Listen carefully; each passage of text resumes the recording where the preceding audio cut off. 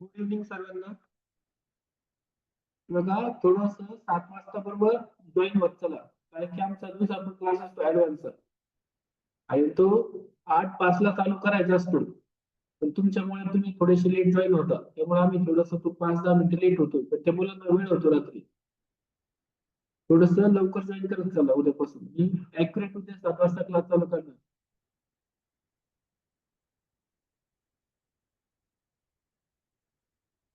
हे बघा आज आपण मराठी व्याकरण बघणार आहे. त्यामध्ये आपण स्टार्ट करतोय शब्दांच्या जाती. पण शब्दांच्या जाती चालू करण्या अगोदर शब्द म्हणजे काय असतं हे आपण अगोदर समजून घेऊ.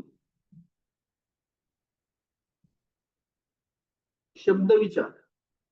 बघा शब्द म्हणजे काय असतं, ठराविक क्रमाने आलेला जो अक्षरांचा समूह असतो त्याच्यापासून काय म्हणतो, शब्द म्हणतो. म्हणजे त्याला विशिष्ट अर्थ प्राप्त झाला पाहिजे तरच तो शब्द. जसं समजा बघा, हे तीन काय तुमचे अक्षर आहेत, हे ठराविक क्रमाने आले तेव्हा त्याला अर्थ प्राप्त झाला. पंकज म्हणजे आपण उलट लिहिलं बघा, सगळं मी असं लिहिलं, याला काही अर्थ प्राप्त होतोय का, पंचकला नाही. अक्षरांचा समूह पाहिजे असा. हे तीन अक्षर आहेत प क आणि ज. जेव्हा यांचं एकत्रीकरण झालं म्हणजे यांचा एक समूह तयार झाला तेव्हा ते काय म्हणतात, शब्द. म्हणजे त्याला एक अर्थ प्राप्त झाला. पण जसे तीन अक्षर मी एकत्र केले आणि पंचक असा शब्द बनवला, तर याला काही अर्थ प्राप्त होतो का, नाही. तर शब्द म्हणजे काय असतं मग, ठराविक क्रमाने आलेला अक्षरांचा समूह आणि त्याला पण एक विशिष्ट अर्थ प्राप्त झाला पाहिजे तरच तो असणार तुमचा शब्द.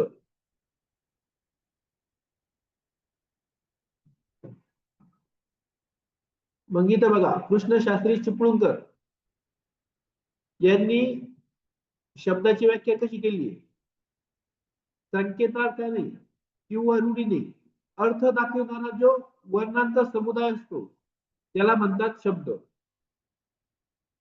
शब्दाची व्याख्या केलेली ही कृष्ण शास्त्री चिपळूणकर यांनी. मराठी भाषेचे जॉन्सन म्हणतो आपण त्यांना.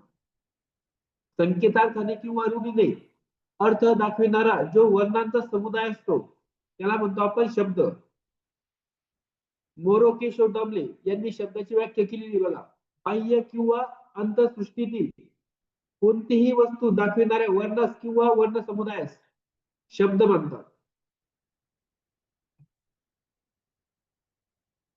डॉक्टर नागो कालेलकर यांनी शब्दाची व्याख्या केलेली आहे, वर्णांचा उपयोग करून आपण कल्पना व्यक्त करणारे ध्वनी समुदाय निर्माण करतो त्या ध्वनी समुदायांना शब्द असे म्हणतात. मग यावरून तुम्हाला लक्षात नाही येतं, शब्दाचे प्रथम लक्षात येणारे बाह्य रूप म्हणजे काय असतं, एक तो वर्ण असतो किंवा वर्ण समुदाय असतो. वर्ण म्हणजे काय असतं आपलं, व्यंजन किंवा स्वर यांना आपण वर्ण म्हणतो ना, त्याला मूल ध्वनी किंवा स्वर असं पण म्हणत असतं. ठराविक क्रमाने आलेला अक्षरांचा समूह त्याला जर एक विशिष्ट अर्थ प्राप्त होईल, एक अर्थ प्राप्त झाला तरच तो काय असणार, तुमचा शब्द असणार. मग वर्ण हेच काय असतं, तुमचे शब्दांचे रूप असतात. वर्ण हेच तुमचे शब्दांचे रूप. ही शब्दाची वेगवेगळ्या प्रकारे वेगवेगळ्या व्याकरणकारांनी केलेली व्याख्या आहे.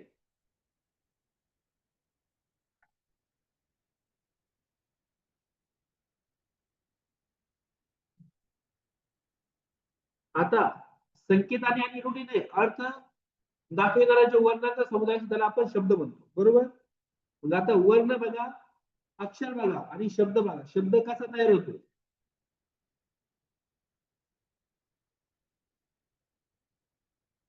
वर्ण वर्णालाच काय म्हणणार आपण, मूल ध्वनी म्हणतो.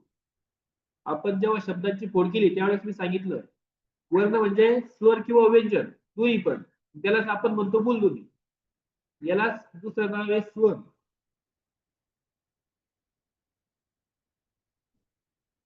वर्ण त्यालाच दुसरं नाव मूल ध्वनी आणि स्वर.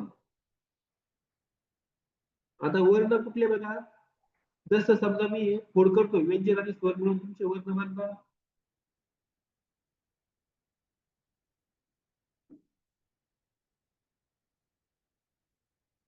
तर बघा हे जे पाय मोडलेले ते तुमचे काय आहे व्यंजन आणि हे पूर्ण ज्यांचे पाय मोडले नाही ते तुमचे स्वर आहेत. याला म्हणतो आपण वर्ण मूलध्वनी किंवा स्वर. या बाजूला बघा हा अनुस्वार.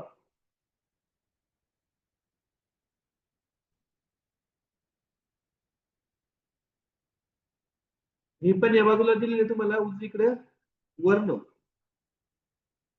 ह्या वर्णांपासून काय बनत असतं अक्षर बनत असतं.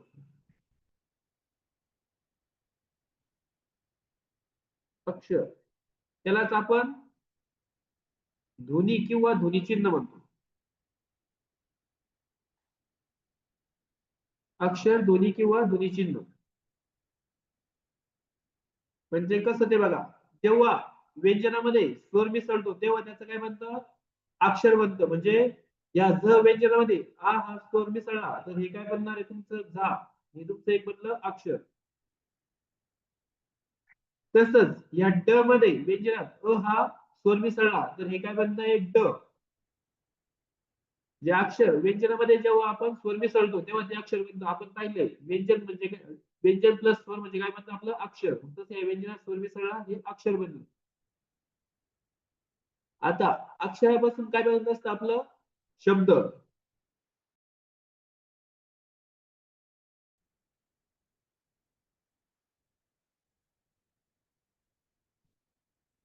म्हणजे जेव्हा आपण ह्या दोघांना तेव्हा यांच्यापासून बनतो आपला शब्द. काय शब्द बनतोय झाड. तसंच या बाजूला प मध्ये हा स्वर आणि अनुस्वर मिसळा ते काय बनतंय तुमचं प प्लस क मध्ये हा स्वर मिसळला ते बनतं तुमचं क. आणि ज ह्या व्यंजनात हा स्वर मिसळला ते बनतं तुमचं ज. हे काय झाले व्यंजनामध्ये स्वर मिसळल्यावर अक्षर. जेव्हा यांना आपण एकत्रित करणार आहे तेव्हा त्यांच्यापासून बनतोय आपला शब्द पंकज.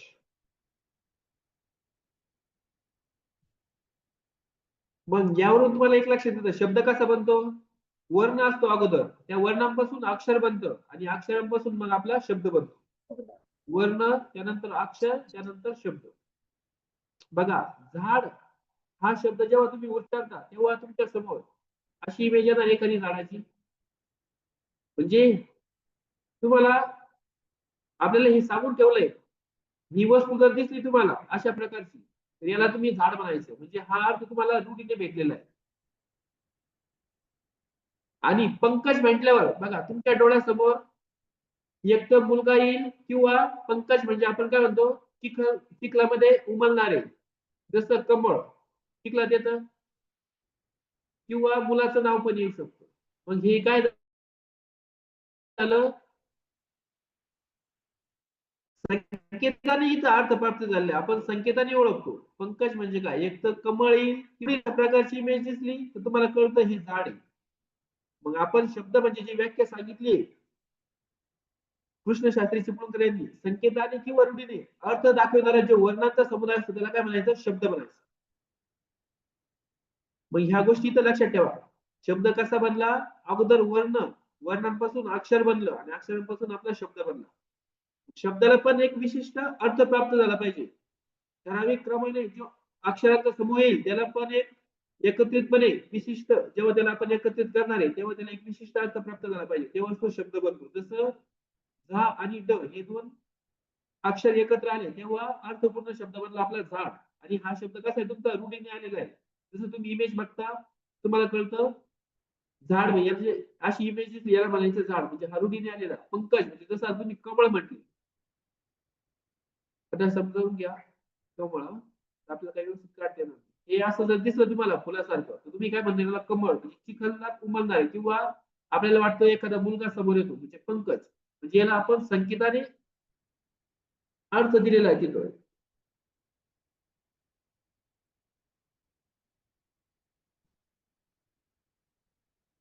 आता शब्दाची वैशिष्ट्ये बघा.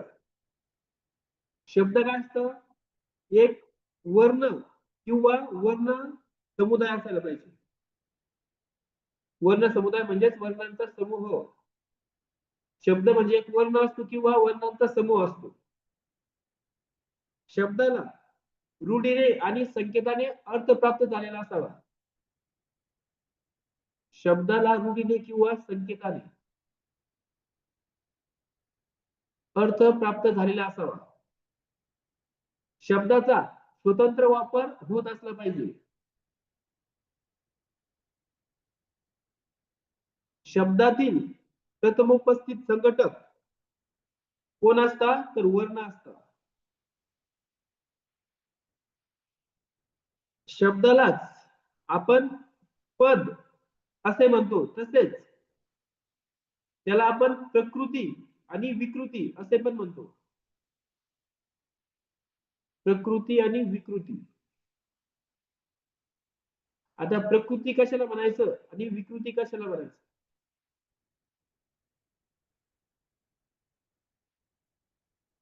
बघा, एक मूळ शब्द आहे समजा तुमचा,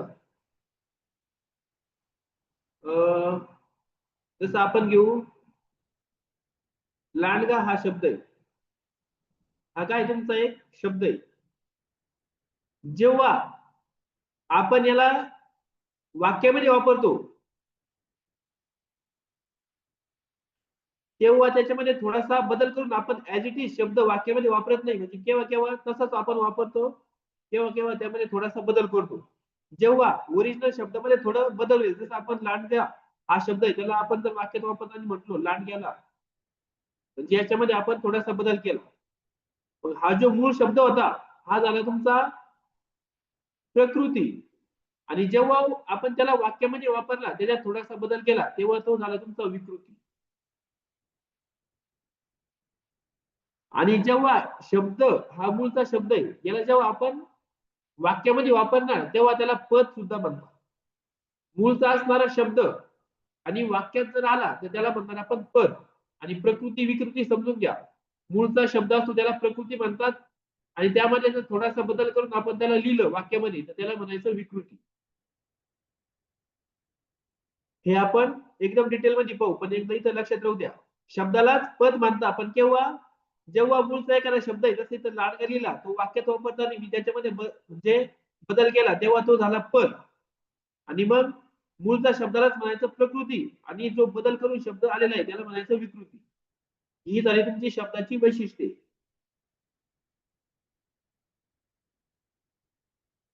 आता बघा शब्द वाक्य संबंध. वाक्य हे कशाचे बनलेले असते, तर वाक्य हे शब्दांचे बनलेले असते. बरोबर, शब्दांपासूनच वाक्य बनतं. वाक्यात जे शब्द येतात ते त्यांच्या मूळ स्वरूपात जसे त्या तसे ठेवले जात नाहीत. हे लक्षात राहू द्या. जसं मी आता सांगितलं, लांडगा हा शब्द आहे मूळचा, पण मी वाक्यात वापरताना जर त्याला लांडग्याला असं केलं तर तो बदल झाला ना त्याच्यामध्ये. म्हणजे वाक्यात जे शब्द येतात ते त्यांच्या मूळ स्वरूपात जसे तसे ठेवले जात नाही. वाक्य होण्यासाठी त्यांच्या रूपात आपण कधी कधी काय करतो, बदल करतो.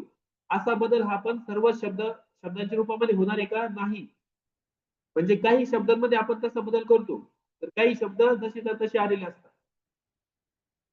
शब्द वाक्यात वापरताना त्यांच्या मूळ रूपात बदल करून जे नवीन रूप तयार होते त्याला विकृती. काय म्हणायचं, विकृती. विकृती. जेव्हा त्यांच्या मूळ रूपामध्ये बदल होईल आणि त्याचं नवीन रूप तयार होईल तेव्हा त्याला म्हणायचं विकृती. पदांना देखील व्याकरणात स्थूलमानाने काय म्हटले जाते, तर पद म्हटले जाते.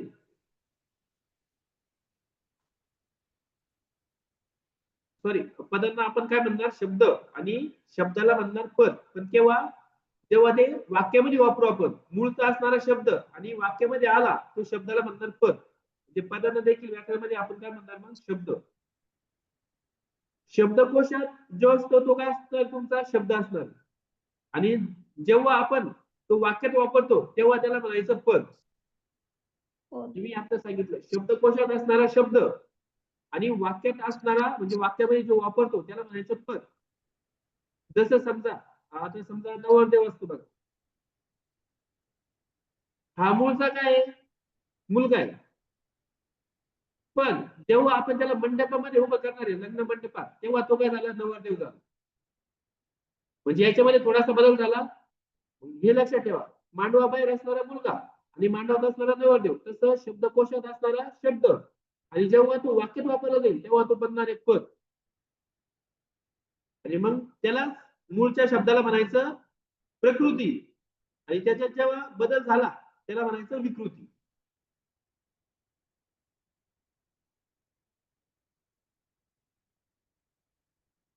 आता बघा आपण याच्यावर थोडस डिटेल मध्ये एक वाक्य बघू.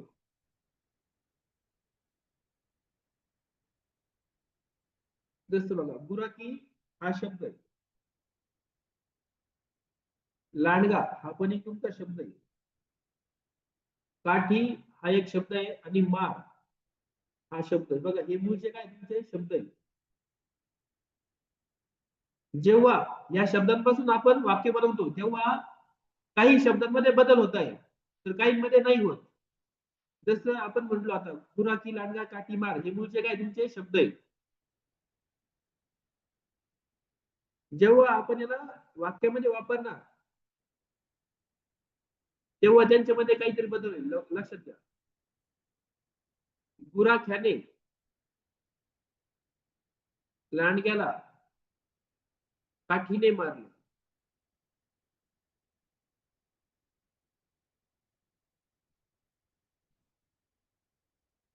बघा गुराखी लांडगा काठी मार हे काय होते? मूळचे शब्द होते. पण जेव्हा आपण त्याला वाक्यामध्ये वापरलं तेव्हा त्यांच्यामध्ये बदल झालेला आहे. जेव्हा वाक्यात वापरतो हे शब्द जेव्हा या शब्दांना काय म्हणायचं? मग इथं आता पद म्हणायचं. म्हणजे हे काय पहिले आता ओरिजिनल जे मूळ शब्द असतात शब्दकोशातले ते झाले तुमची प्रकृती आणि वाक्यात वापरताना त्याच्यामध्ये आपण बदल केला तर हे झाले तुमची विकृती. त्या गोष्टी लक्षात राहू द्या. मूळचा शब्द केव्हा म्हणायचं? पद केव्हा म्हणायचं? आणि जेव्हा मूळ शब्द येईल तो झाला तुमचा प्रकृती आणि वाक्यात वापरताना जो बदल झालाय त्याला म्हणायचं विकृती. या गोष्टी लक्षात ठेवा. आता आपण जे शब्द विचार बघतोय त्याच्यामध्ये 3 घटकांचा समावेश होत असतो शब्द विचारामध्ये.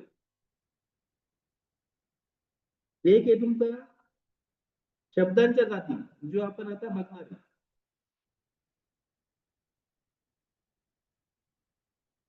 दुसरा आहे तुमचा शब्दांच्या शक्ती म्हणजे शब्दशक्ती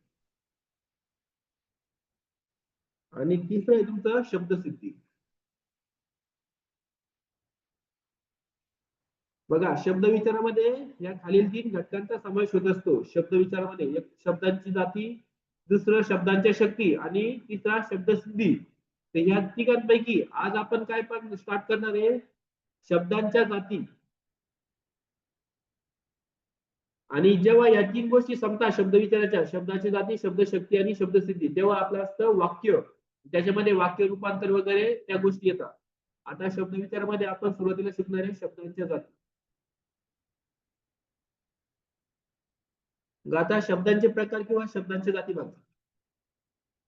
शब्द वाक्यामध्ये एकच प्रकारचे कार्य करतो का? नाही, तर तो वाक्यामध्ये विविध कार्य करत असतो. एकच शब्द पण तो वाक्यामध्ये विविध प्रकारचे कार्य करत असतो.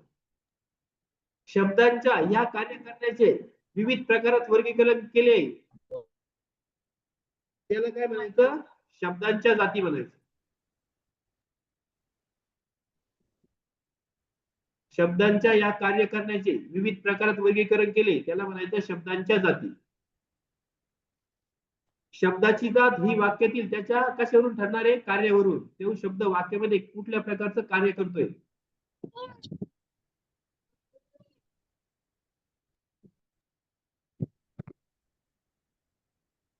शब्द वाक्यामध्ये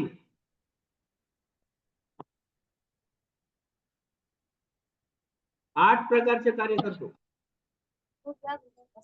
त्यामुळे शब्दांच्या पण जाती किती आहेत? तर 8 आहेत.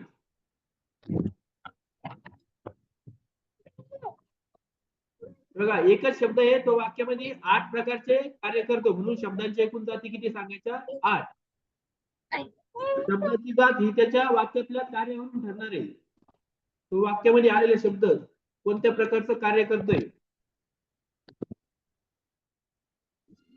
मग तू बघा ह्याच्यावर लिहित आता तो. आवाज म्यूट कर बरं कोणाचा.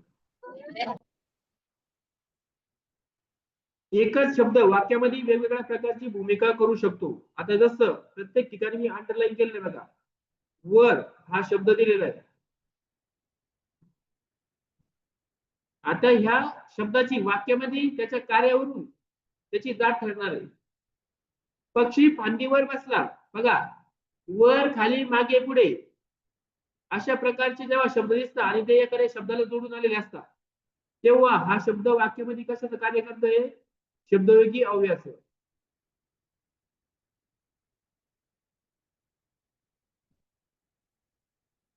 शंकराने पार्वतीस वरले बघा, वाक्यातील शेवटचा जो शब्द असतो तो काय असतो.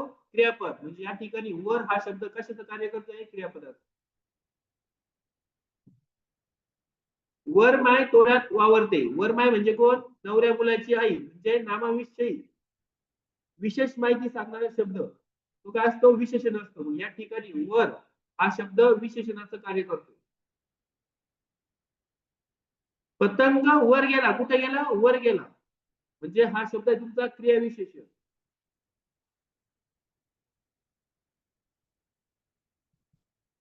देवाने स्वप्नात मला एक वर दिला. आता बघा ह्या ठिकाणी वर हा शब्द कर्म आहे. वाक्यातील कर्ता आणि कर्म हे शब्द तुमचे काय असतात. नामाचे कार्य करत असतात. इथं तो नाम म्हणून आलेला आहे. आता आपण हे तुम्हाला सध्या माहित नाही कर्ता कर्म हे आपण डिटेल मध्ये पाहू पुढे. कर्ता कर्म कसा ओळखायचा वगैरे किंवा नाम वगैरे. बाकी आता आपण डिटेल मध्ये पाहणार. इथं मी फक्त सांगायचं काय मला, एकच शब्द वाक्यामध्ये वेगवेगळ्या प्रकारचे कार्य करतोय. त्या कार्यावरून त्याची जात ठरते. जसं इथं हे 5 प्रकार दाखवा आपले. शब्दयोगी अवयवाने वर हा शब्द इथं कार्य करतोय. दुसऱ्या वाक्यामध्ये क्रियापदाच्या अर्थाने करतोय. तिसऱ्या वाक्यात विशेषण म्हणून कार्य करतोय. चौथ्या वाक्यात क्रियाविशेषण म्हणून. आणि 5व्या वाक्यामध्ये नाम म्हणून कार्य करतोय. असे तो वेगवेगळे 8 प्रकारचे कार्य करतो. त्यावरून शब्दांच्या जाती पण किती आहेत. मग 8 आहेत.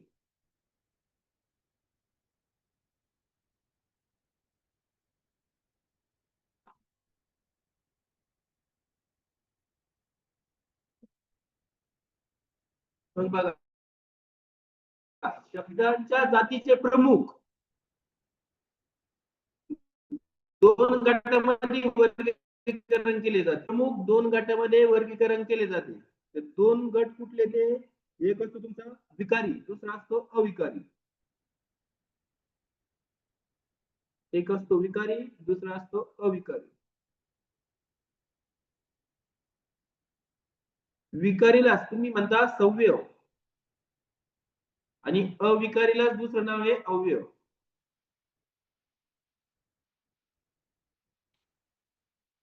विकारीलाच म्हणता सविभक्तिक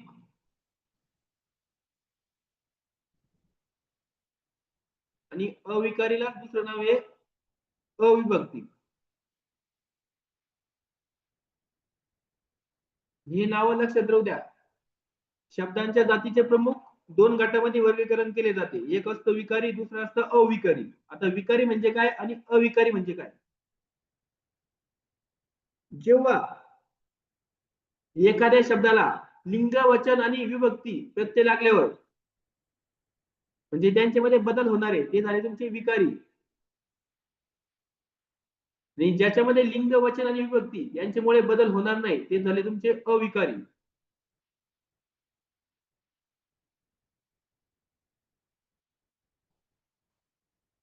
आता विकारी शब्द किती आहेत. 4 आहेत. आणि अविकारी किती आहेत. 4 आहेत. म्हणजे असे टोटल त्या शब्दांचे एकूण 8 जाती आहेत. बघा नाम, सर्वनाम, विशेषण आणि क्रियापद या 4 शब्दांच्या जाती तुमच्या आहे विकारी आणि क्रियाविशेषण, शब्दयोगी अव्यय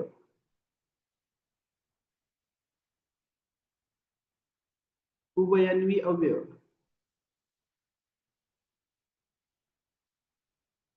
आणि केवळ प्रयोगी अव्यय.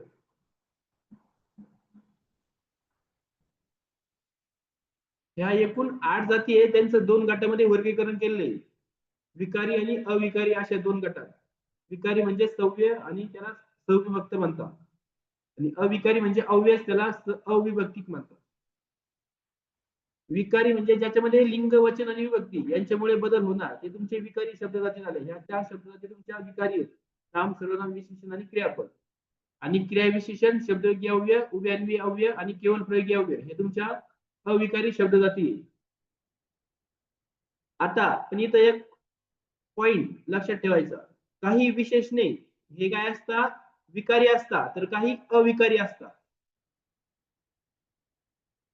विशेषण ही शब्दजात कुठली आहे, विकारी आहे, पण त्याच्यामध्ये पण काही विशेषणे विकारी असतात, काही अविकारी असतात.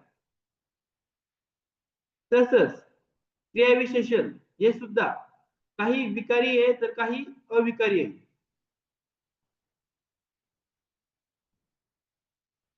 काही क्रियाविशेषणे विकारी तर काही अविकारी.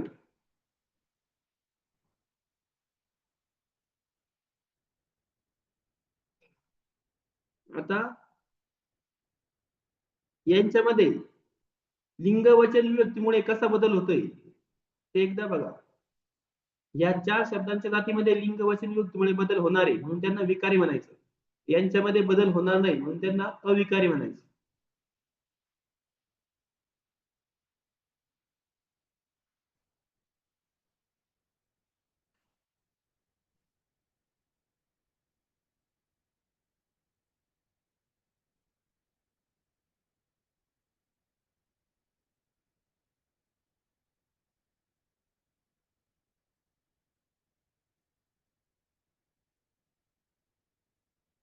आता बघा, चांगला हे तुमचं काय आहे? शब्द सर. क्रियाविशेषण. हा क्रियाविशेषण सर. हा क्रियाविशेषण. आता याच्यामध्ये लिंग, वचन आणि विभक्ती यांच्यामुळे कसा बदल होतोय ते एकदा चेक करा. आपण जर म्हटलो तो चांगला मुलगा आहे, चांगला मुलगा,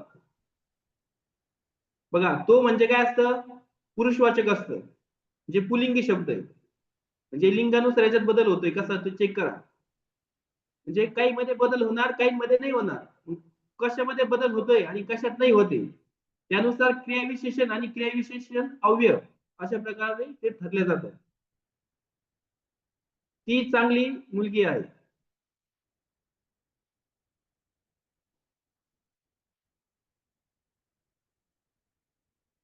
ते चांगले आहेत. आता बघा, ती म्हणजे काय, स्त्रीवाचक आलं म्हणजे स्त्रीलिंगी शब्द आला, ते म्हणजे नपुंसकलिंगी. तो, ती, ते हे जेव्हा आपण लिंग विचार शिकणार तेव्हा तुम्हाला हे डिटेल मध्ये समजणार. पण जेव्हा तो हे सर्वनाम आपण वापरतो तेव्हा ते पुरुषवाचक असतं. ती हे सर्वनाम आपण जेव्हा वापरतो तेव्हा ते स्त्रीलिंगी असतं, आणि जेव्हा ते हे सर्वनाम आपण वापरणार तेव्हा ते नपुंसकलिंगी असतं. जेव्हा चांगला हा तुमचा क्रियाविशेषण आहे तेव्हा त्याच्यामध्ये लिंगानुसार कसा बदल होतोय बघा. तो चांगला मुलगा आहे, ती चांगली मुलगी आहे, ते चांगले आहेत. बघा, लिंगानुसार त्याच्यामध्ये बदल झाला. पण काही क्रियाविशेषण असतात ज्यांच्यामध्ये बदल होत नाही, जसं आता हळू हे क्रियाविशेषण. लिंगानुसार बघा, तो हळू चालतो, तो हळू चालतो, ती हळू चालते, आणि ते हळू चालतात. बघा, तिन्ही पण लिंग सर्वनाम आपण वापरून पाहिले, स्त्रीलिंगी, पुल्लिंगी आणि नपुंसकलिंगी, तरी पण या क्रियाविशेषणामध्ये तुमचा कुठल्याच प्रकारे बदल झाला नाही. मग फरक तो समजून घ्या. क्रियाविशेषण हे काय तुमचं अविकारी आहे, पण काही क्रियाविशेषण असतात की ती विकारी असतात ज्यांच्यामध्ये बदल होतो, मग ती असतात अप्रत्यय असणारी. आणि इकारांत, उकारांत किंवा अकारांत जी क्रियाविशेषणे असतात ती तुमची अविकारी असतात म्हणजे ज्याच्यामध्ये लिंग वचन विभक्तीमुळे बदल होत नाही. हा थोडासा फरक लक्षात घ्या. तसंच विशेषणाचं असतं. हा फरक लक्षात ठेवायचा. विचारलं अविकारी मध्ये तर क्रियाविशेषण अविकारी सांगायचं. पण क्रियाविशेषण कशाला म्हणायचं आणि क्रियाविशेषण अव्यय कशाला म्हणायचं हे लक्षात राहू द्या. ज्याच्यामध्ये बदल होणार नाही ते झालं तुमचं क्रियाविशेषण अव्यय.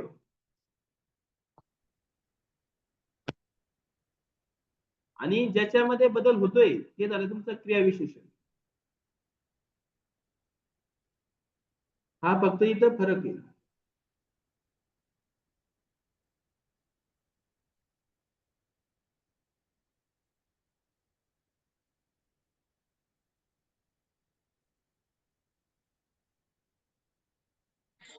आता आपण आपली पहिली शब्दाची जात सुरुवात करतोय नाम.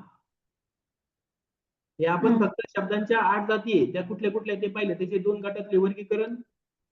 विकारी कशाला म्हणायचं अविकारी कशाला म्हणायचं. फक्त याच्यामध्ये 2 गोष्टी लक्षात ठेवायच्या विशेषण आणि क्रियाविशेषण. काही विकारी तर काही अविकारी असतात. आता आपण आपली पहिल्या टॉपिक सुरुवात करतोय नाम. शब्दांच्या जातीमध्ये नाम म्हणजे काय असतं बघा. नाम आणि नाव या गोष्टी एकच आहे. पण नाम हा शब्द जो असतो तो तुमचा संस्कृत मधून आलेला आहे. आपण जेव्हा नाम म्हणतो हा तुमचा संस्कृत शब्द आहे. आणि संस्कृत मधील शब्द हे शब्द तुमचे तत्सम असतात. तत्सम जेव्हा आपण शब्द सिद्धी शिकणार आहे तेव्हा तुम्हाला तत्सम तद्भव आणि देशी शब्द अशा प्रकारचे असतात. आणि बाकीच्या प्रकारचे दुसऱ्या भाषेतील शब्द असतात ते आपल्याला शब्दसिद्धीमध्ये शिकायचे. आता इथं लक्षात घ्या फक्त नाम हा शब्द तुमचा संस्कृत मधून आलेला आहे त्याला म्हणायचं तत्सम शब्द. आणि नाम त्याच्यामध्ये थोडासा बदल झाला आणि तो मराठीत आला त्याला आपण म्हणतो नाव. हा तुमचा तद्भव शब्द आहे. तत्सम आणि तद्भव हा फक्त फरक इथं लक्षात घ्या. नाम हा शब्द तुमचा संस्कृत मधला आहे तो जसा तसा आपण वापरला म्हणजे तो झाला तुमचा तत्सम. आणि त्याच्यामध्ये बदल केला आपण त्याला नाव म्हणतो आपल्या भाषेत तर तो झाला तुमचा तद्भव. आता नामाची व्याख्या बघा. सृष्टीतील कोणत्याही घटकाला ओळखण्यासाठी वापरण्यात येणारा विकारी शब्द. बघा विकारी शब्द. विकारी म्हणजे ज्याच्यामध्ये लिंग वचन आणि विभक्तीमुळे बदल होतोय. सृष्टीतील कोणत्याही घटकाला ओळखण्यासाठी वापरण्यात येणारा विकारी शब्द म्हणजे तुमचा असतो नाम. प्रत्यक्ष दिसणाऱ्या किंवा कल्पनेने जाणलेल्या वस्तू व्यक्ती प्राणी ठिकाण यांना दिलेली नावे आणि त्यांच्या अंगी असणाऱ्या गुणधर्मांना दिलेली नावे म्हणजे काय असतं तुमचं नाम असतं.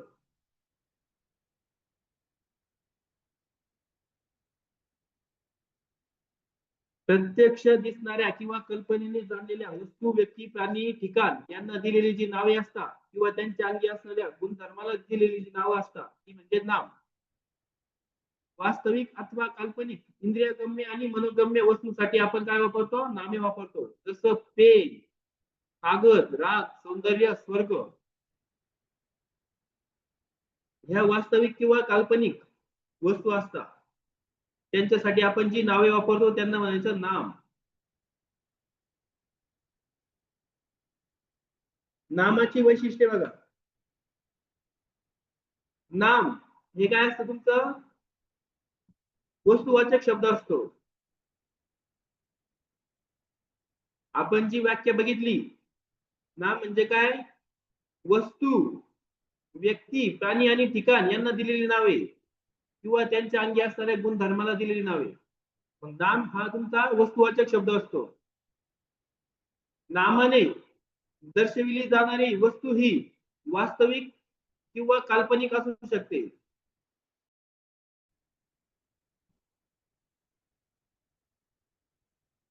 नामाने दर्शवली जाणारी वस्तू ही एकतर वास्तविक असणार किंवा काल्पनिक असणार. वास्तविक म्हणजे जी तुम्हाला डोळ्यांनी दिसती दृश्य स्वरूपात आणि काल्पनिक म्हणजे अदृश्य जी तुम्ही मानता.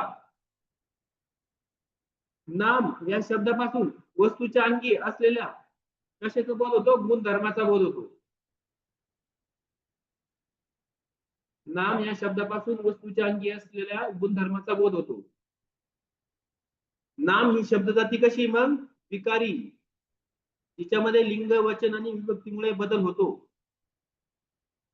नामाला नाव विकार किती विकार होतात? खर तर नामाला 6 प्रकारचे विकार होतात कुठल्या पण शब्दाला. आपण फक्त इथं पाहतोय लिंग वचन आणि विभक्तीचे, पण नामाला एकूण 6 प्रकारचे विकार होतात एखाद्या शब्दाला. सध्या इथं नामाला तुम्ही 3च प्रकारचे विकार ध्यानात ठेवा. नामाला सध्या 3 प्रकारचे विकार होत आहे, लिंग वचन आणि विभक्तीचे. त्याच्यामध्ये पुरुष, काळ आणि अर्थ असे पण वेगवेगळे 3 विकार होतात, म्हणजे ते शब्दाला होतात. त्यामध्ये काही नाम असतं, काही नसतं. शब्दाला विचारलं तर शब्दाला 6 प्रकारचे विकार होतात, हे फिक्स सांगायचं. नामाला विचारलं तर 3च सांगा सध्या, लिंग वचन विभक्ती अशा 3 प्रकारचे विकार होणार आहे.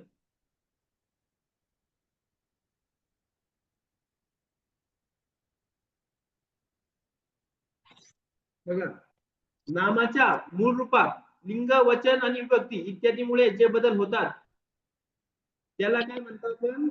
नामाचे विकिरण.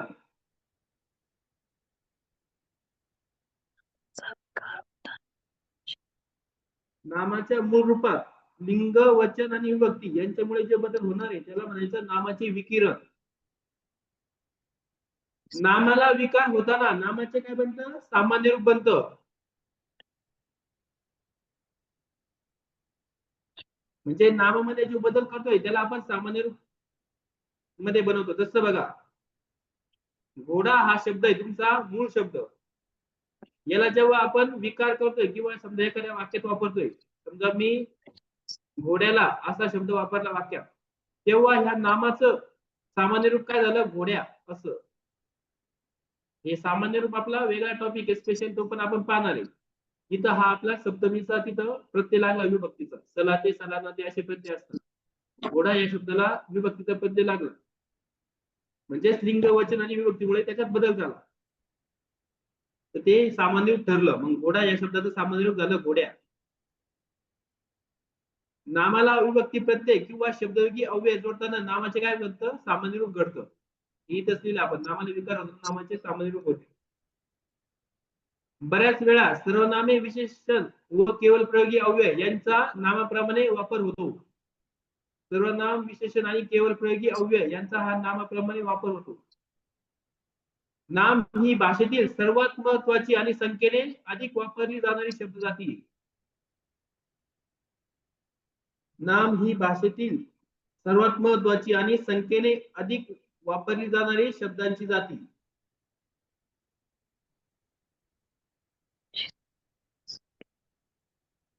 आता नामाचे मुख्य 3 प्रकार पडतात. एक आहे तुमचं सामान्य नाम, दुसरं विशेष नाम, आणि तिसरं आहे तुमचं भाववाचक नाम.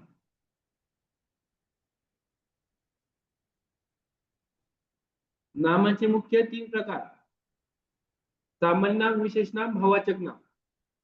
सामान्य नामाचे पण 2 उपप्रकार पडतात. एक असतो तुमचा समूहवाचक किंवा समुदायवाचक म्हणतो आपण त्याला, आणि दुसरा असतो तुमचा पदार्थवाचक. एक हे पदार्थवाचक, दुसरा आहे तुमचा समूहवाचक किंवा समुदायवाचक. असे सामान्य नामाचे 2 उपप्रकार लक्षात ठेवा. नामाचे मुख्य 3 प्रकार आणि सामान्य नामाचे 2 उपप्रकार. आता सामान्य नाम काय, विशेष नाम काय आणि भाववाचक नाम काय हे आपण डिटेल मध्ये पाहू. त्यामध्ये मग सामान्य नामाचे पण पदार्थवाचक नाम कशाला म्हणायचे, समुदायवाचक नाम कशाला म्हणायचे. बघा, सामान्य नाम म्हणजे काय?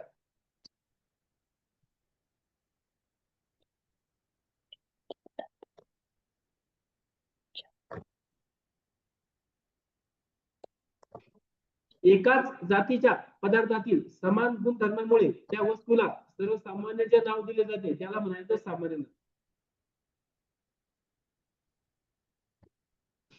एकाच जातीच्या पदार्थातील समान गुणधर्मामुळे त्या वस्तूला जे सर्वसामान्य नाव दिले जाते त्याला म्हणायचं सामान्य नाव. ज्या नामांनी अनेक धर्मीचा अथवा धर्मी समुदायांचा म्हणजे एका म्हणजे अनेक जातीचा किंवा वर्गाचा बोध होतो त्याला काय म्हणायचं सामान्य नाम.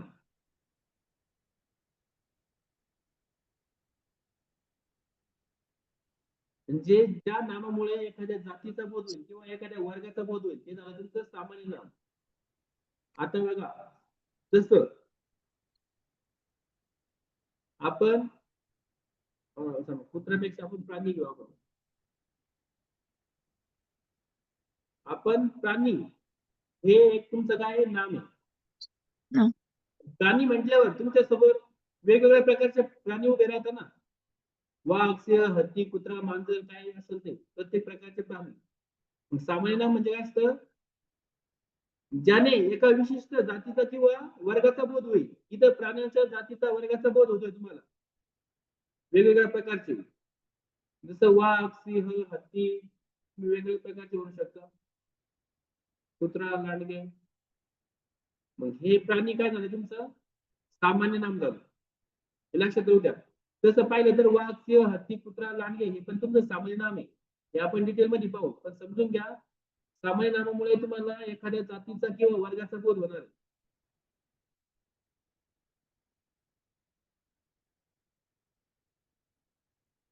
आपण वेगवेगळे सामान्य नाम पाहू. बघा घटक आणि त्यातले सामान्य नाम जसं आपण आता म्हणतो मनुष्य प्राणी. मनुष्य प्राणीमध्ये काय काय येतं आपलं मनुष्य प्राणी म्हणजे सगळ्या प्रकारचे ना. आपण स्त्री म्हणतो, पुरुष म्हणतो, शिक्षक, राजा, बाळ काय असेल ते मनुष्य प्राण्यामध्ये. बघा स्त्री, पुरुष, त्यामध्ये शिक्षक येतील, मनुष्य प्राणी जे राजे. असेल ते बुवा, राजे काय म्हणायचं तुम्हाला असे वेगवेगळ्या प्रकारचे येतील. हे काय झाले तुमचे मनुष्य प्राणी झाले. म्हणजे हे स्त्री, पुरुष, शिक्षक हे काय तुमचे सगळे सामान्य नाम आहे. नाते संबंध या घटकामध्ये तुम्हाला वेगवेगळ्या प्रकारचे नाते आठवतात. म्हणजे जसं आई, बाबा, मामा, काका, मावशी हे जे वेगवेगळ्या प्रकारचे तुम्हाला नाते आठवतात हे पण तुमचे काय आहेत सामान्य नाम आहे. दृश्य वस्तू ज्या तुम्हाला डोळ्यांनी दिसतात जसं आता तुम्हाला घर दिसतं डोळ्याने, दार आहे, तुमचं शेत आहे, मळा, पाटी वगैरे अशा ज्या गोष्टी दिसतात हे तुमचं काय झालं दृश्य वस्तू ज्या तुम्हाला डोळ्यांनी दिसतात. अदृश्य वस्तू ज्या तुम्ही मानता बघू शकत नाही. जसं बघा हवा. हवा तुम्हाला दिसते का तुम्ही हवा आहे समजतं तुम्हाला जेव्हा वारा नाही. येतो पण तुम्हाला ती डोळ्याने दिसत नाही. जसं तुम्ही देव आहे असं मानता, राक्षस आहे म्हणजे पाहत असं आपण मानतो देव असं मानतो तसं राक्षस आहे, अप्सरा आहे. याला आपण काय अदृश्य वस्तू आहे आपण कधी पाहिल्या का नाही पण आपण त्यांना मानतो. ज्या काल्पनिक वस्तू झाल्या या वास्तविक झाल्या घरदार ज्या तुम्हाला डोळ्यांनी दिसत आहेत आणि अदृश्य वस्तू या काल्पनिक ज्या तुम्ही मानता. भौगोलिक वस्तू म्हणजे तुमच्या अवतीभोवती असणारी जसं डोंगर आहे, नदी आहे, समुद्र आहे.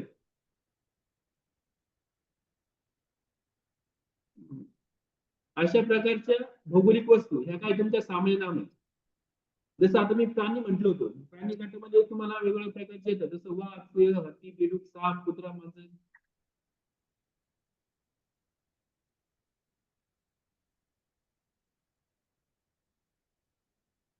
बेडूक समजा अशा पद्धतीचे हे जे प्राणी तुमच्या डोळ्यासमोर येतात हे सगळे तुमचे सगळे सामान्य नाम. हे लक्षात येऊ द्या प्राणी म्हटले तरी सामान्य नाम आणि वाघ, हत्ती, मांजर, कुत्रा हे जरी म्हटलं तरी सामान्य नामच. यांच्यामध्ये आपण डिटेलमध्ये पाहणार आहे. वाघ जर सामान्य नाम झाला म्हणजे प्राणी जर सामान्य नाम होते वाघ, हत्ती हे कसं सामान्य नाम झालं ते पण डिटेलमध्ये पाहू. पक्षी पक्षी म्हटलं पण आपल्याला वेगवेगळ्या प्रकारचे पक्षी आठवतात जसं कावळा, मोर, बदक हे जे पक्षी येतात तुमच्याकडे दिसतात तुम्हाला कोकिळा, चिमणी. वृक्ष आता वृक्षामध्ये पण वेगवेगळ्या प्रकारचे वृक्ष असतात जसं आपण म्हणतो सागाचं वृक्ष आहे, कडुनिंबाचं झाड आहे, हे वृक्षच आहे ना तुमचे, पिंपळे, बोरे, sir. बाबळी, हे जे झाले तुमचे, हे झाले सामान्य नाम. सामान्य नामे होणार वृक्ष मध्ये जे घटक आहेत आणि त्यांचं सामान्य रूप कुठले, सामान्य नाम. फुल, आता फुलामध्ये पण वेगवेगळ्या प्रकारचे फुलं असतात. जसं आपण कमळ म्हणतो, कमळ, मोगरा म्हणतो, गुलाब, गुलाब आहे, अशा प्रकारचे वेगवेगळे फुलं तुमचे हे पण झाले सामान्य नाम. धान्य, आता धान्यामध्ये पण गहू, ज्वारी, बाजरी, मका, हे काय झाले तुमचे सामान्य नाम. फळांमध्ये पण वेगवेगळ्या प्रकारचे फळं तुम्हाला समजतात, जसं सफरचंद आहे, केळी आहे, चिकू आहे, द्राक्ष आहे.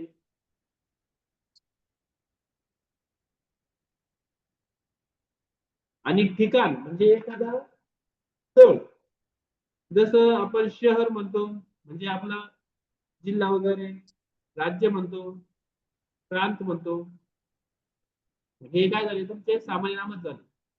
या गोष्टी लक्षात ठेवा. ठिकाण,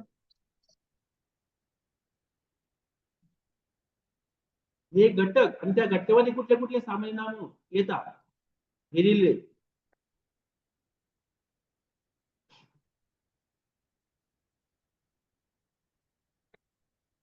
आता बघा सामान्य नामाची वैशिष्ट्ये. सामान्य नाम हे वस्तूच्या गुणधर्माला दिलेले नाव असते.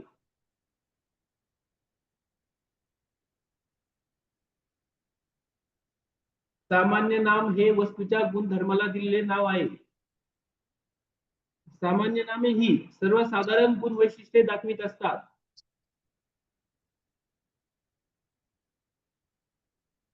सामान्य नामे ही सर्वसाधारण गुण वैशिष्ट्ये दाखवित असतात. सामान्य नाम हे कसं असतं, जातीवाचक असतं, म्हणजे त्यामधून विशिष्ट एका जातीचा किंवा वर्गाचा बोध होतो, म्हणून लक्षात ठेवायचं सामान्य नाम हे जातीवाचक असते. सामान्य नामामुळे अनेक धर्मीचा आणि धर्मी समुदायांचा म्हणजे जातीचा किंवा वर्गाचा बोध होतो. जे आपण आता गट पाहिले विविध घटक, त्यामध्ये सामान्य नामातून धर्मी आणि कशाचा बोध होतो, धर्माचा, धर्मी आणि धर्माचा बोध होतो. सामान्य नामाना स्वतःचा काय असतो, एक अर्थ असतो.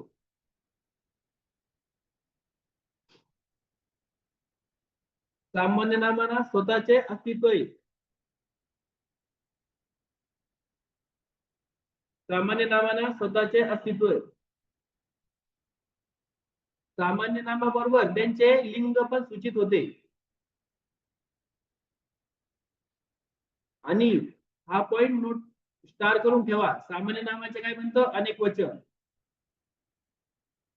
पेपर मध्ये बऱ्याच वेळा विचारलेले आहे, सामान्य नामाचे अनेक वचन होते का, तर सामान्य नामाचे काय होते, अनेक वचन होते. आणि सामान्य नाम जातीवाचक असते, हे पण लक्षात राहू द्या. सामान्य नामाचा विशेष प्रसंगी विशेष नामासारखा सुद्धा आपण उपयोग करतो.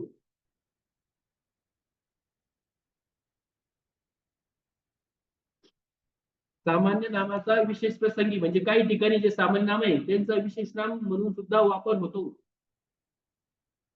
प्रत्येक वेळी नाही, पण काही ठिकाणी होतो.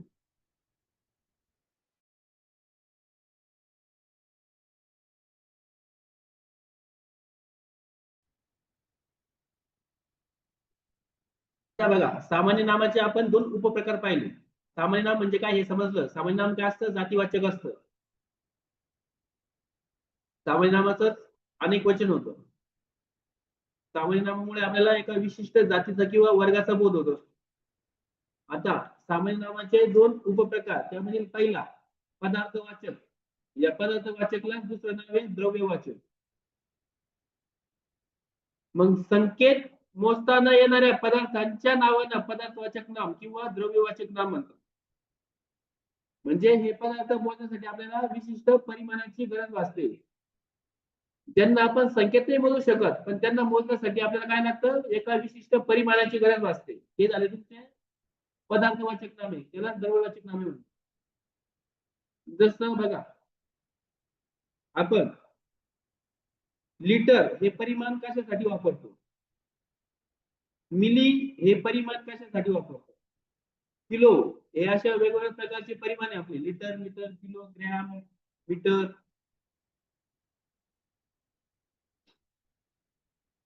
बरोबर.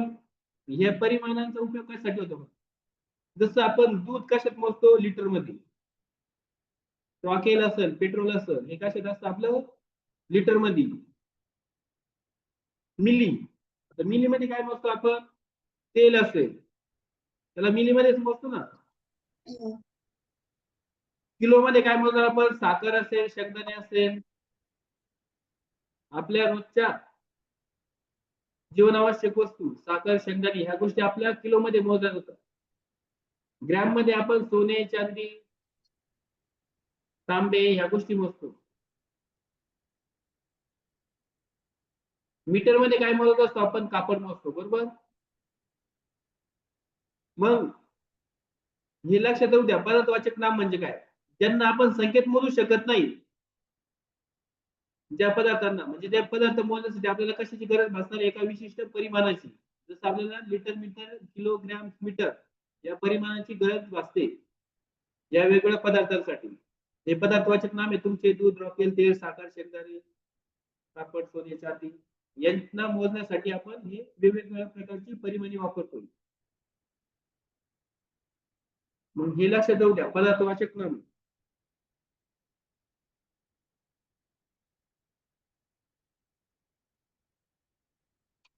आता दुसरा आहे आपला समुदायवाचक नाम. यालाच आपण काय म्हणू शकतो? समूहवाचक.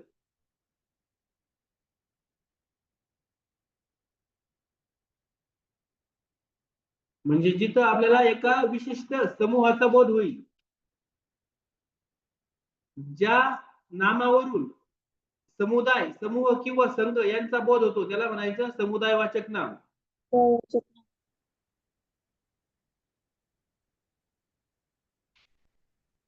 बघा, ज्या नामावरून एका वस्तूचा नव्हे पण एकाच प्रकारच्या अनेक एकत्रित वस्तू, व्यक्ती, प्राणी वगैरेच्या समूहाचा बोध होतो अशा नामांना म्हणायचं मग तुम्ही समुदायवाचक नाम.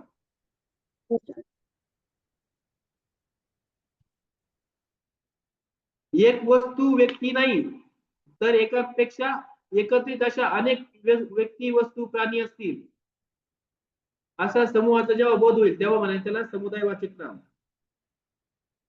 जसं समजा आपण मुळी म्हणतो, ऊसांची मुळी. एकच ऊस असतो का? मग एकापेक्षा, म्हणजे तिथं काय केलं असतं? समूह असतो ऊसाचा, एकापेक्षा जास्त ऊस असतात, एकत्रित करतो तेव्हा त्याला काय म्हणतो आपण? मुळी. म्हणजे समूहदर्शक शब्द असतात हे सर्व तुमचे येणार आहे समुदायवाचक नामामध्ये. तिथं एकापेक्षा जास्त एकत्रित वस्तूचा, व्यक्तीचा, प्राण्याचा असा बोध होईल तुम्हाला.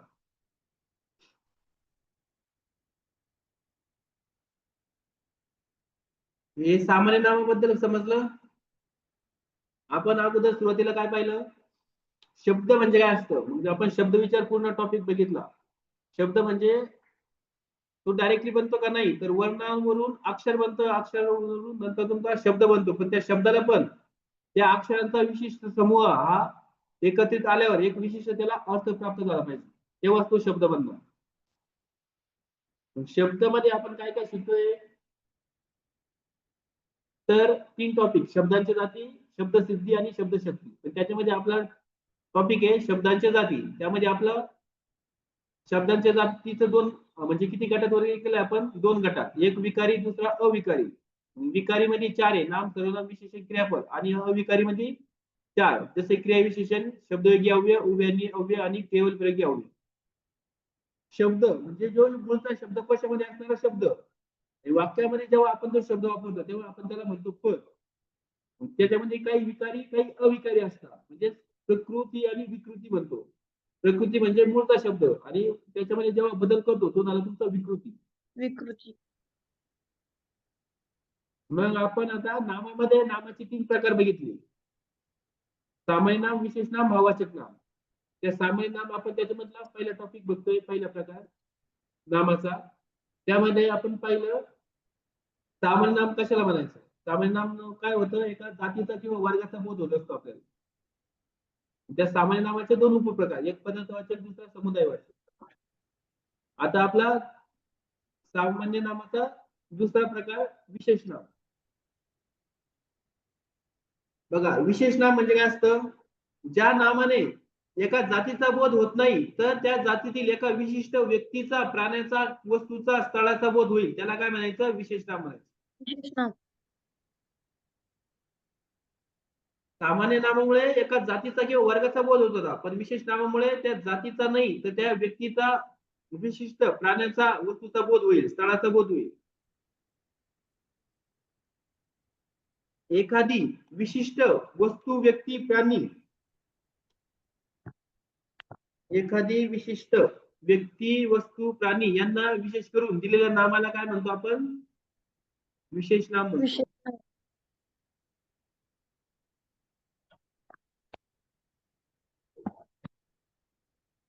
जसं बघा, सामान्य नाम म्हणजे काय झालं? मुलगा. मुलगा म्हटलं तर कोणी पण येईल ना, म्हणजे सामान्य नाम झालं, एका जातीचा बोध झाला. पण त्यामध्ये जर मी समजा एखाद्या मुलाचं नाव ठेवलं अक्षय, हे काय झालं? त्या मुलाचं विशेष नाम झालं. विशेष. मुलगा काय झालं? सामान्य नाम झालं. हा फरक लक्षात घ्या. मुलगा हे तुमचं सामान्य नाम आहे आणि अक्षय म्हटलं तर त्या मुलामधून ज्याचं नाव अक्षय आहे तोच मुलगा उठणार. म्हणजे आपण एखाद्या घटकाला ओळखण्यासाठी विशिष्ट जे नाव ठेवतो ते झालं तुमचं विशेष नाव. म्हणजे तिथं एका व्यक्तीचा बोध झाला अक्षय म्हटलं.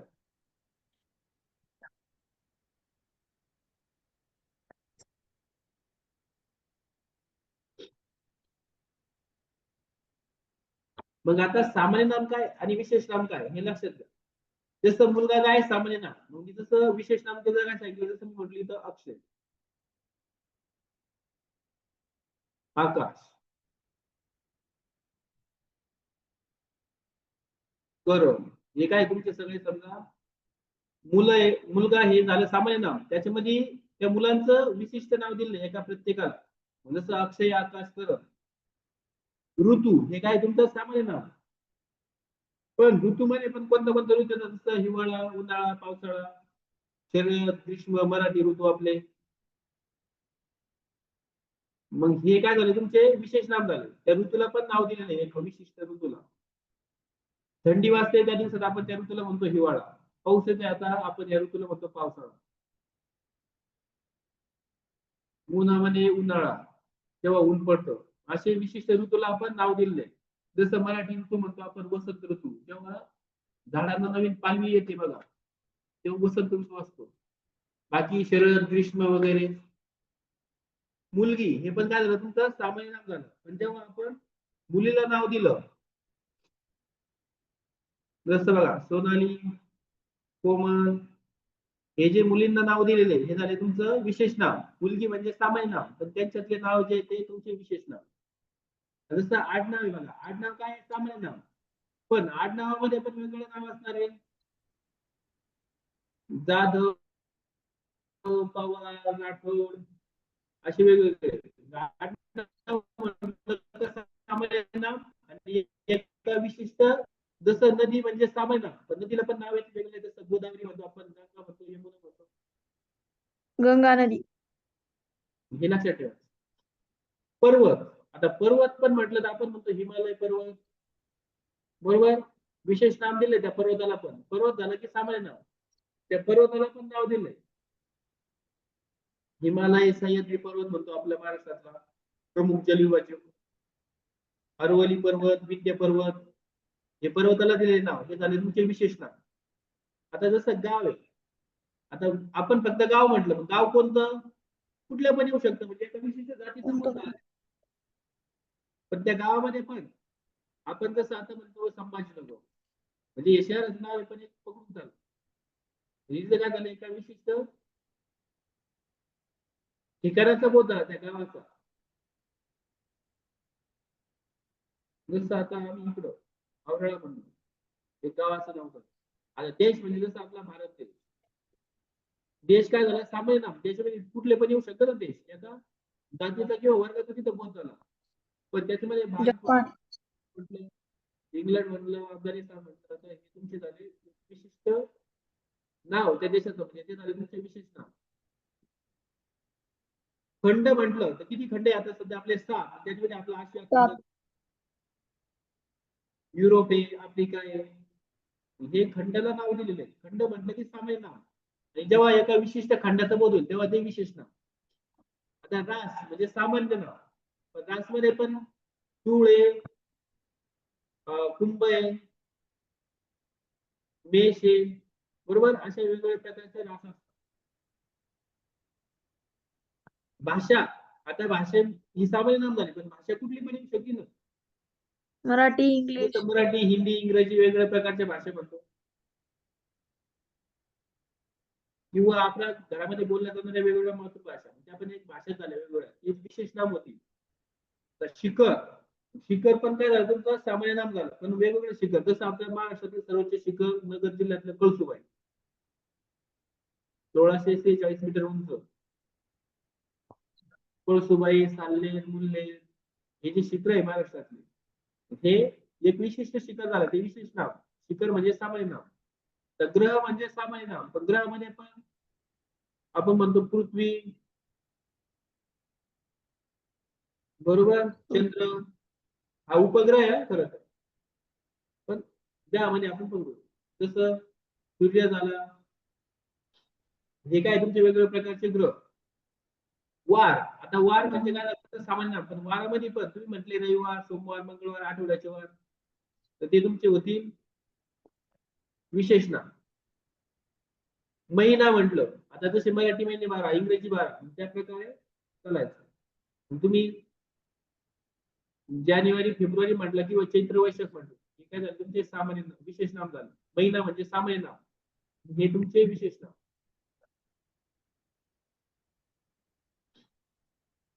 सण हे पण सामान्य नाम, पण सणामध्ये पण आपण म्हणतो दिवाळी, दसरा, बरोबर, जसं ईद असतं, नाताळ असतं, सण असतात वेगवेगळे. सण म्हणजे सामान्य नाम, त्या सणाला पण वेगवेगळं नाव दिलं. महासागर, जसं आपण म्हणतो हिंदी महासागर. हिंदी महासागर. पॅसिफिक महासागर, असे वेगवेगळे नाव दिले. खेळ, मग खेळामध्ये पण क्रिकेट, कबड्डी, खो खो, व्हॉलीबॉल. नक्षत्र, आता जे पावसाच्या ऋतूमध्ये आपण म्हणतो ना वेगवेगळे नक्षत्र लागले, रोहिणी नक्षत्र आहे लागलं, रोहिणी नाव पण येतं आणि नक्षत्र पण आहे, नक्षत्र होतं. हत्ती नक्षत्र लागलं, उत्तरा लागल्या, हे नक्षत्र झालं तुमचं सामान्य नाव, आणि जे विशिष्ट नक्षत्र आहे ते झाले तुमचे विशेष नाव. या गोष्टी फरक लक्षात ठेवू द्या, विशेष नाव आणि सामान्य नावामधलं. आता आपला वेळ झालाय, मला दुसरा क्लास लगेच 8-10 झाले. आपण आता भाववाचक नाम उद्या पाहू. एकदा विशेष नामाची वैशिष्ट्य लक्षात घ्या. विशेष नाम हे काय असतं, त्या व्यक्तीचे अथवा वस्तूचे असते स्वतःचे नाव असते. विशेष नाम हे कशासाठी ठेवतो आपण, खुणेकरिता, एका विशिष्ट वस्तूला, व्यक्तीला ओळखण्यासाठी, म्हणजे ते खुणेकरिता ठेवणारे नाव असते, ठेवलेले नाव म्हणजे विशेष नाम. विशेष नाम हे व्यक्तिवाचक असते, जसं सामान्य नाम जातीवाचक होतं, विशेष नाम हे व्यक्तिवाचक. विशेष नामातून एका वस्तूचा म्हणजे एक प्राणी किंवा एखादा पदार्थ यांचा बोध होतो. एखादा प्राणी किंवा पदार्थ यांचा बोध होईल. विशेष नामाला स्वतःचे अस्तित्व असते, सामान्य नामाला पण असते, विशेष नामाला पण असते. विशेष नामातून पण लिंग सूचित होतं, जसं सामान्य नामातून होतं तसं विशेष नामातून पण लिंग सूचित होतं. विशेष नाम. इथे एक लक्षात घ्यायचं, विशेष नाम एक वचनी असते. विशेष नामाचं अनेक वचन होत नाही. जसं सामान्य नामाचं अनेक वचन होतंय, पण विशेष नाम हे एक वचनी असतं, याचं अनेक वचन होत नाही.